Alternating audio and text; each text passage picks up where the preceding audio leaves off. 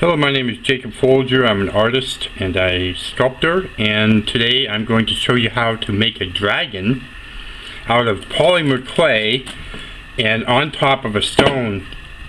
And we're going to start with a stone. Basically, you just can pick up a stone anywhere outdoors.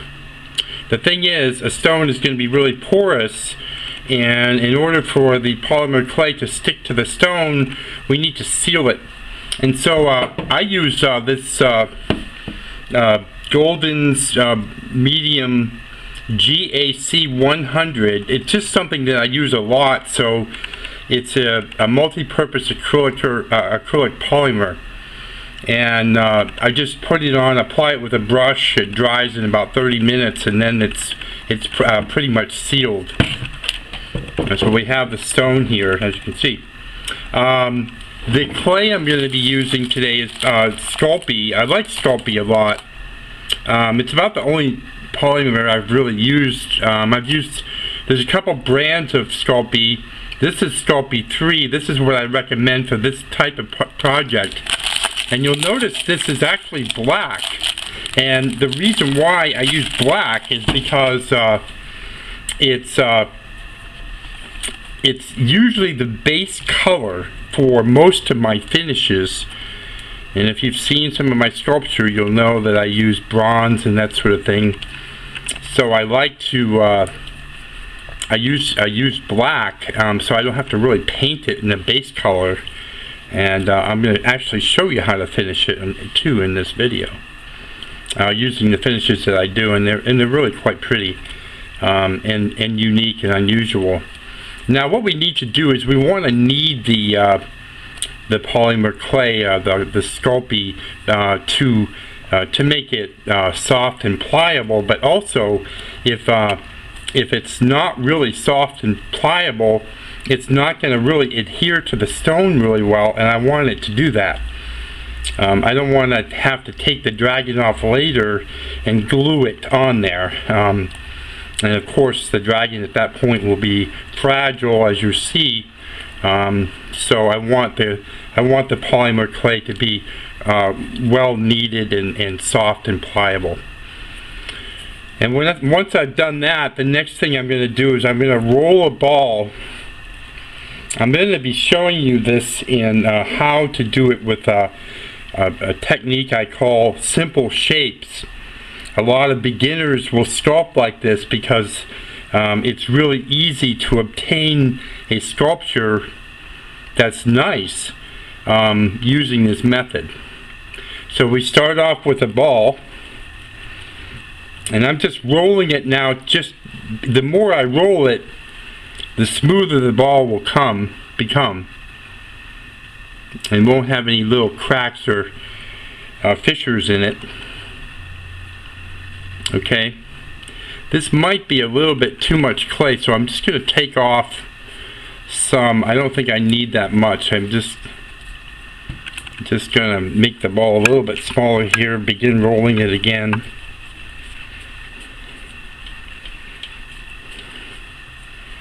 Okay, that's about the size, I think. Now, what I'm going to do is I'm going to hold my hands like this as I roll it. And what will happen then is one end of the ball will start to cone out like that. And that is going to be the beginning of either the head or the tail. And we'll decide that in a minute. And then we'll roll it from the other side with our hands like that again.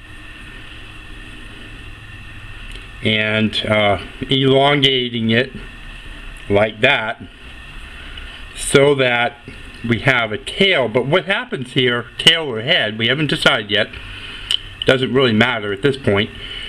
But in the middle here we have a bigger part, which is the body, or the chest and stomach area, that sort of thing. So just take your time and roll that out, and I'll show you what I'm doing here, the reason why I'm doing it this way. Well, for one thing, it'll just be a lot more sturdy but it's a lot easier to do this. You can also squeeze it like this to and pull a little bit to give it, you know, the shape you want. I want to bring this out. I think this end is going to be the tail that I'm working on now. That will be the tail, and this will be the head, and I think it's long enough now. So I'm going to get my rock here, and I'm going to position the dragon. I'm going to decide how I want him here, and he's gonna, the way I want him, I think, is I'm going to put him like this. So this would be his head, and this would be his tail. And then I'm just going to kind of go like this with his body to try to work him into the stone, so he's on it pretty well. And actually, he's pretty stuck on there now. I'm going to bring the tail down now. Form is really important, and you can play with it. You don't have to like choose a way you want it right away, but that looks pretty good. And then have his head come around like that. And then working it a little bit, just like I worked the body.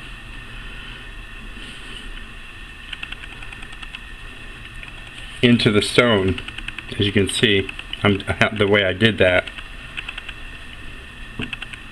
Just shaking it a little bit and pressing, shaking and pressing, so it's pretty sturdy on the stone. Okay, what I did here is I took a little bit of clay and I just added on to the tail, because I wanted the tail to be a little bit more sweeping. And of course, whenever you add clay to the dragon, or or something that you're making, you definitely want to knead that piece of clay. So I just want to work this tail a little bit more, because they're of course dragons are very exotic creatures, and I felt like the tail was a little short. So I'm just bringing this down now and just kind of working it a little bit more. If you're gonna make a dragon, you might as well try to make it really, really cool. So I try to teach form to my clients, and to my students. And what I mean about that is basically just having everything really smooth and lifelike. So I'm not really sure how to make this tail the way I want it. I think I'm gonna do it like this, maybe.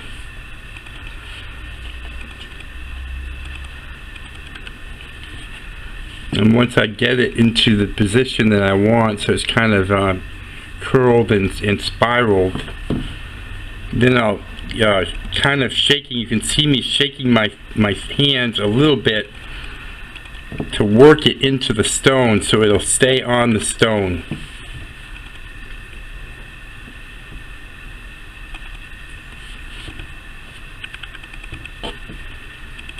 Okay, and I think that's pretty good there.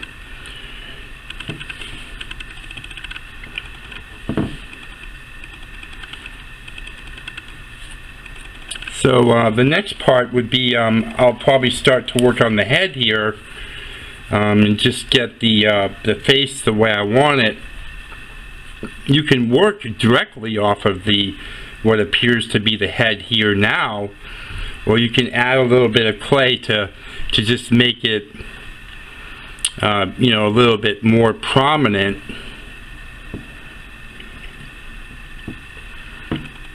And just sculpt it in, just adding clay. Now remembering, of course, to knead as you go.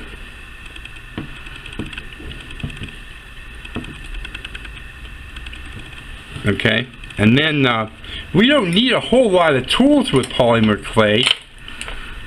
I use paintbrushes a lot. I use the back end of paintbrushes, and you know, so we give them a nostril there, and then I can use the same paintbrush to create an eye socket, which would be, of course, a little bit bigger than the nostril. What you can do is, this takes a little bit of practice, but you practice and you get better, of course. But what you're going to need here is a tiny little eyeball. You just you want to knead it just like everything else. I'm squishing it between my fingers and then rolling it. And that gives me an eyeball. I stick it in there. I can take, I put on a source guide of different tools and things you can get at art store, craft store, and these wood sculpting tools really come in handy. This one I can use to make the pupil of the eye, like that. And then I can take I'm kneading the clay as I take it off my little bit here. And I'm creating an eyelid, and I'm just going to roll it into that shape there, and lay it on there,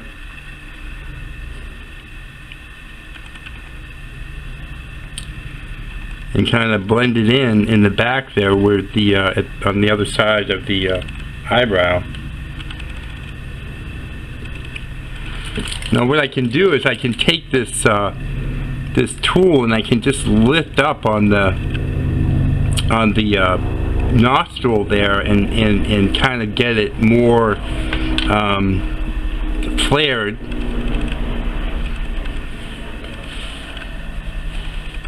And then I can take a small bit of clay, like maybe a ball like this, making sure I knead it, of course, and then I can add a little ear here. And I can take another wood tool. This one here is pretty good, and I can blend it in there, or I can try to blend it with my finger. And then I can just press in there to make the inner part of the ear, to press into the clay, to make the inner part of the ear. And that, as you can see, was not that difficult. Again, for you, if you've never done it, it might take a little bit of practice. I make a lot of dragons, by the way. I really enjoy doing it, and they're just a lot of fun. Next, I'm going to go to the tip of the tail, and I'm going to put that little spare that's on the end, and I'm just forming it and making that right now, like that, and just put it over it, and maybe I'll just twist it to go this way. Since the tail is going that way, it would might look pretty cool for that to come around like that.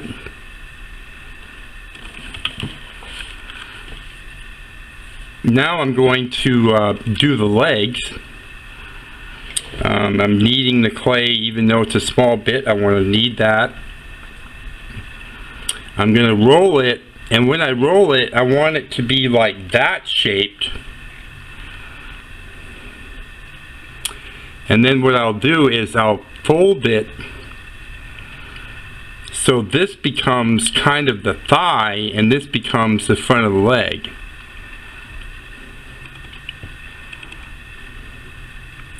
Just put it right there and blend it in.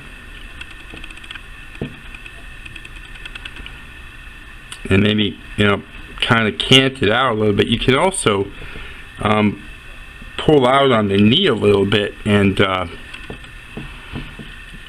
just to give it some life, and point the knee. As you can see, it's pointed there. Here. I'm going to do all the legs first, and then I'll come back and do the feet. I'll just roll for the arm basically just like that.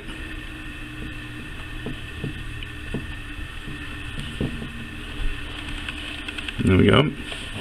Go around the other side here with the back leg in view so that I can see where it is. I'll roll the leg. Remember, I told you the way I roll it there is I want it to be thicker on this end than this end, and then I'll fold it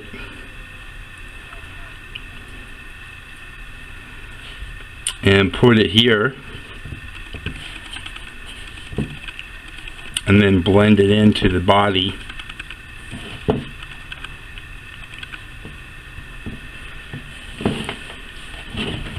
And then we'll get the arm. Again, you want to know where that other arm is, and see it's here.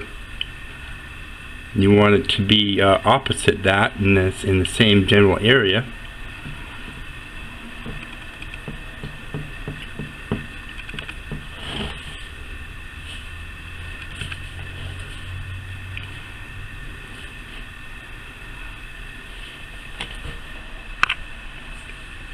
Okay, so now I want to work on the feet, and I will tell you this: when you're going on a rock like this, it might be kind of hard to get the toes to really, bond to the rock because they're so small. You've got body mass that's a little bit different. But maybe after you cook the dragon, you could just put a drop of glue on the toes. Make sure it's translucent glue. You could almost just use the GAC 100 here. You could almost just use that just to help bond it to the stone a little bit better. The way to make a toe is very easy. You roll a little noodle, and for it to look somewhat realistic, what I do is I make a little bend in it. See, it's kind of hard to see with my big fingers here, but you can just lay it on there like that. I don't know how many toes a dragon is supposed to have, but I usually do 3. If tweezers would help, that might be a way to get the toes in there the way you want them. You see, it actually looks pretty good. And another thing you can do is you can take, if you don't have tweezers, you can take a tool like this, take a tool like that, and put it on there like that, and then just smooth it out once you get it in there.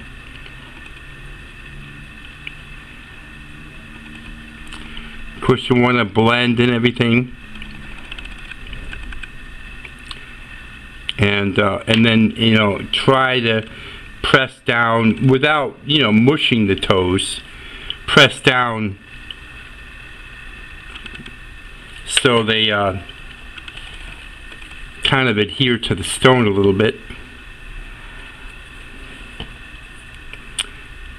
Get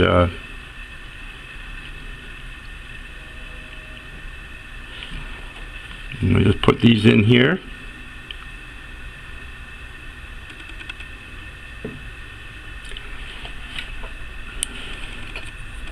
I'm doing the front foot now.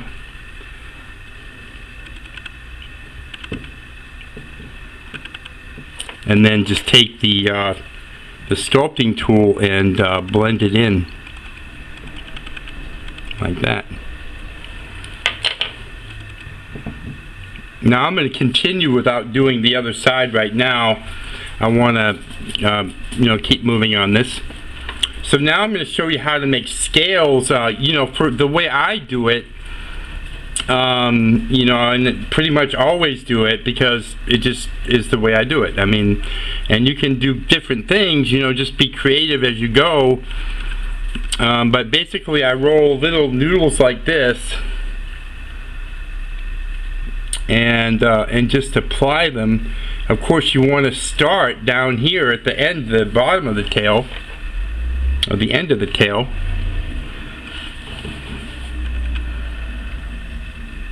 And just lay them on, overlapping a little bit, and then you can blend it in at this end.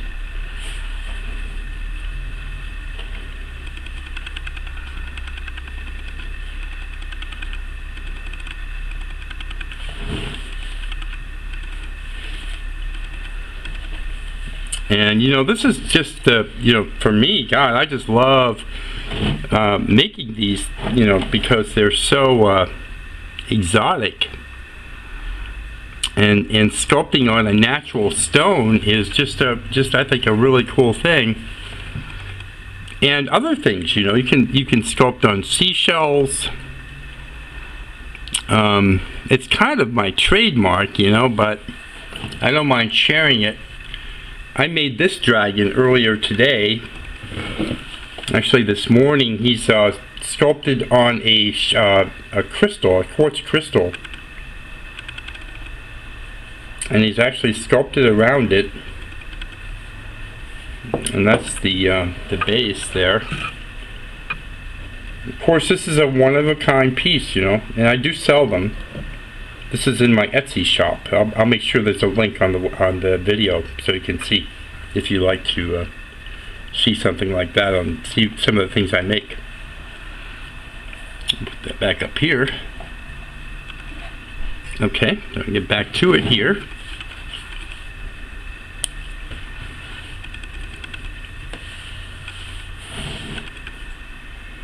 So we're just adding these scales.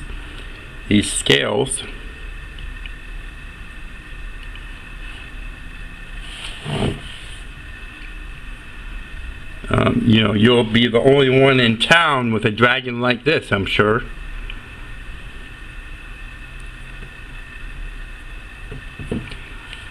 And you know, when you do the finish, I don't know if you saw it on the one I just showed you, but the finish with the scales laid on like this is just gorgeous. Boy, it just really makes it pop.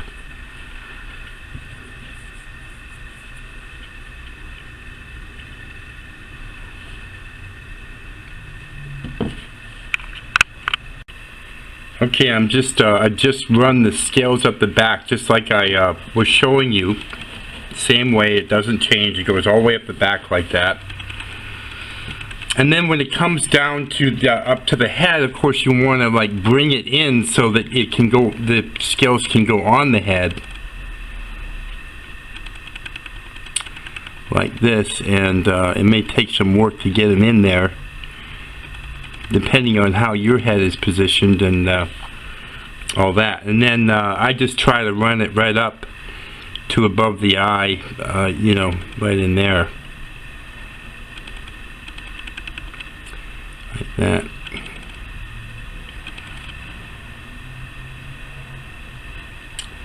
So it's, you know, fairly consistent, and then just blend it in a little bit to the head there. If the polymer clay is fairly warm and very pliable, it'll stick really well. You'd be surprised. But you know, still, this piece is going to be very fragile. Wings can be done a number of ways. It just really depends. I recommend actually getting online or you know, getting a book about dragons or something and looking at the options. I do them all different kinds of ways, and I'm really not even sure at this point how I'm going to do them on this one. But I think what I'm going to do is I'm going to start off with a ball. Make sure it's nice and kneaded, nice and warm. and pliable. Then I'm going to roll it a little bit like this, and then flatten it out like that. And by the way, when you're making something that's there's two of it, let me just show you. What you do is you decide how big you want your thing to be. You roll a ball like that, and then you get another piece of clay. So if you had 2 ears, for example, or 2 wings, you roll 2 balls that are the same size, and then you make your wings or your ears or whatever from that. That way you know that you've got the same amount of clay, and it's a lot easier to manage it and get about the same size. With this dragon, however, the wings are on 2 different, this side and that side, and they're going to be in different positions. So I'm just going to do a shape like that and blend it in, and then just sort of just position it whatever looks good.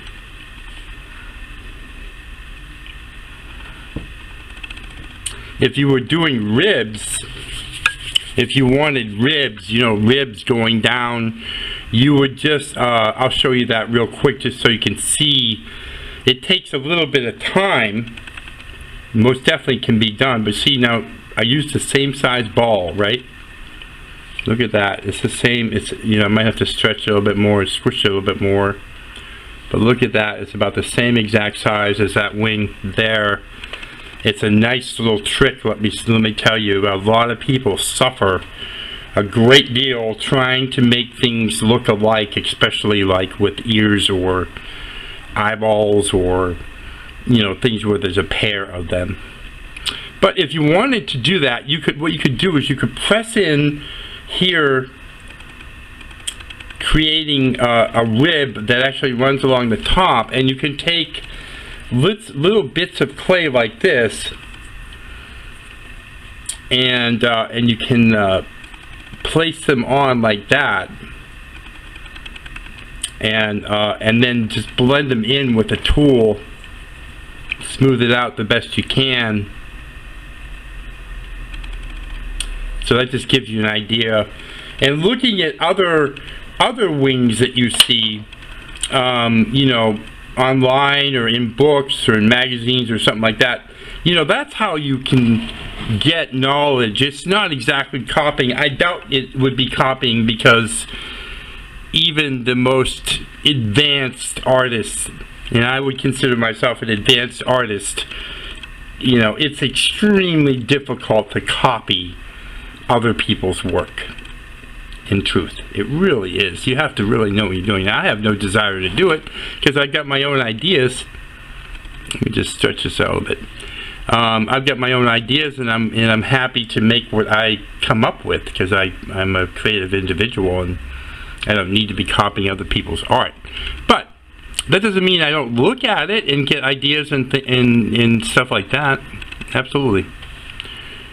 There we go.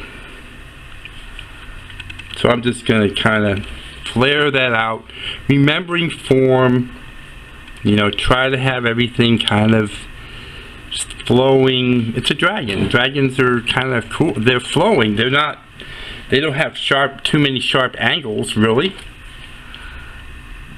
So, you want to have everything kind of flowing along and that sort of thing, and take your time to do that.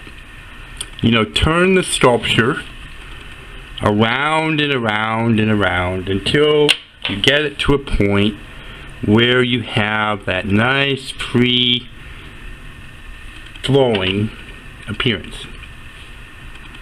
And I think I basically have that with this dragon.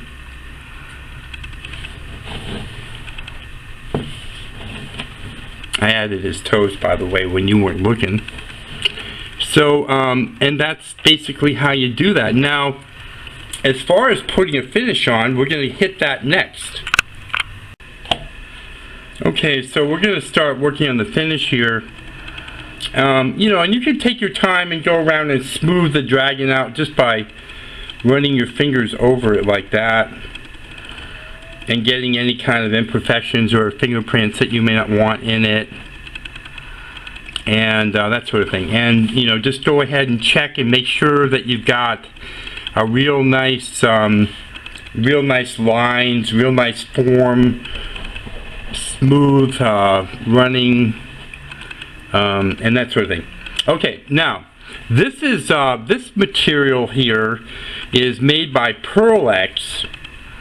I'll put that in the information on the video, so you can, you know, the source list.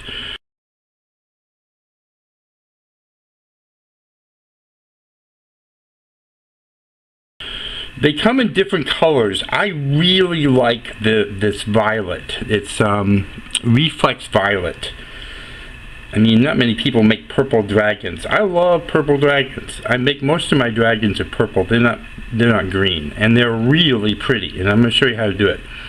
With the polymer clay, you just basically apply it with your finger or a brush or something like that.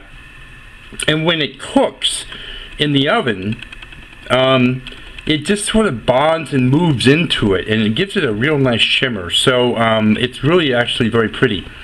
And so you can use a small brush like this, and what I do is I dab it in. You can, when you go to the art store, you'll see this pearlized pigments in there. You'll see it.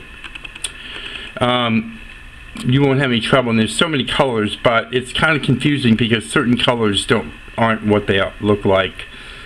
I recommend this or green or something that's specifically a certain color. Now when you dip your brush into it, it's a powder. You want to dab it a little bit on like the table or something, so that it's not, you know, all caked on. And then you just basically you know, paint it on, even though it's a powder. I'm dabbing it here. You want to you know, just to paint it on.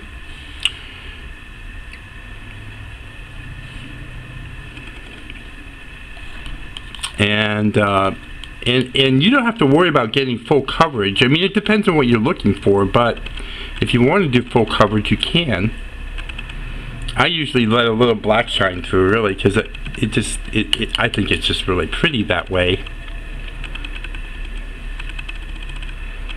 And if any gets on the rock, you can either wipe it off or blow it off.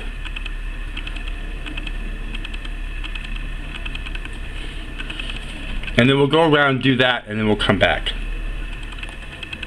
And I'll show you the next step.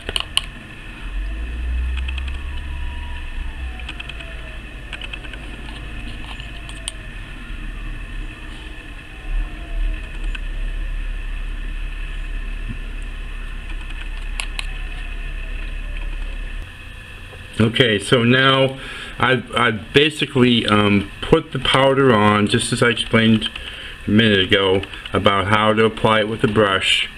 And you can see it's still kind of mottled. Maybe you can't see it, it's kind of hard in the video, but it's not, some of the black is shining through, and that's what I want. I want that look.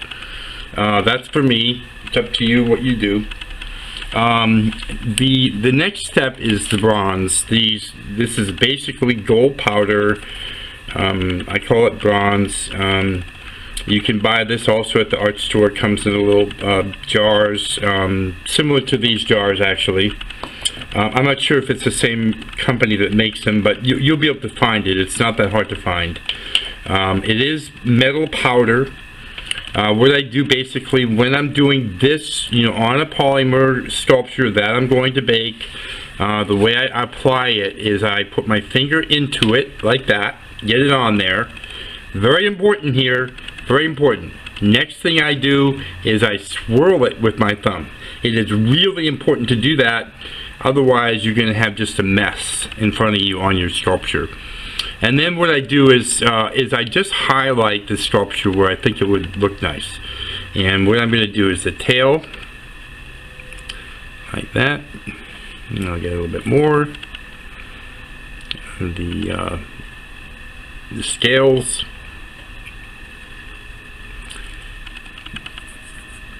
The wingtip, the edges of the wings. I like to do the eye, so what I'll do is I'll take a little bit, dab it on with my brush and dab it on the table, and then I'll just touch his eye with it, his eyeball, the edge of his ear. You know, always swirling. When I dip my finger into it, I swirl it with my thumb, like that. It's just highlighting and accenting it. Oops, it's hard for you to see that.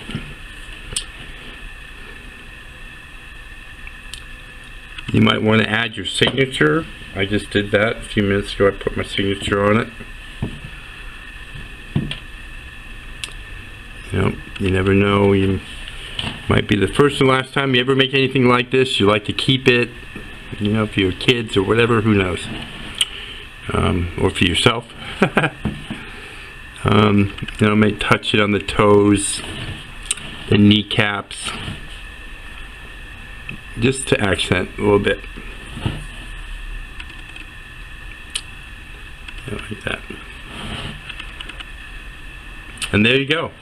And then the way you want to cook this Sculpt E3 polymer clay is for every 1/4 inch of mass you cook it for 15 minutes. So this guy here, probably I would cook him for about 35 to 40 minutes.